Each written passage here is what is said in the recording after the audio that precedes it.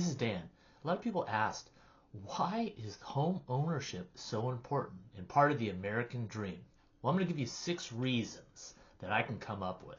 Reason number 1, equity building. Every time you make a payment to your mortgage, you should be actually celebrating because you're paying down the mortgage.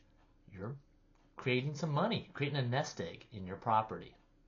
Number 2, asset appreciation. California, wow, the property values have gone up. For instance, on this home that I'm at right now in Riverbank, California, purchased it 2004 with my wife for $298,000. Now, according to Zillow, it's approximately $550,000. Really didn't do much at that time. Well, yeah, we did some upgrades, of course. We bought a new home, so we put it in a backyard because we bought it from a builder. So number 2, asset appreciation. Number 3, stability. Wife and I had 2 children. Growing up, we could stay in this home.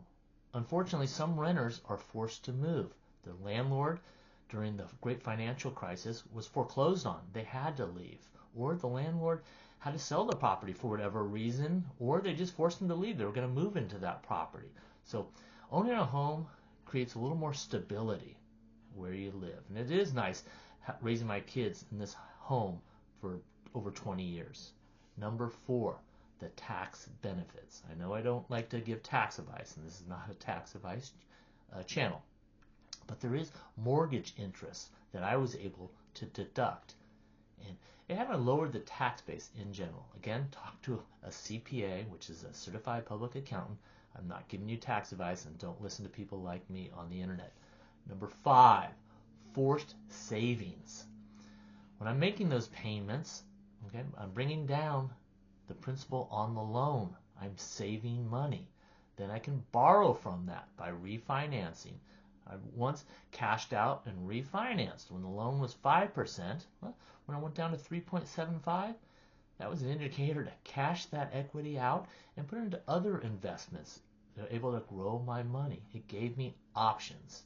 Number 6, potential rental income. I've seen this a lot with Airbnb, especially people in the Bay Area that have these granny cottages, they call them, I guess, where you can put somebody in the back and you can rent them out. You make money. Also, you can rent a room, especially if my kids are gone.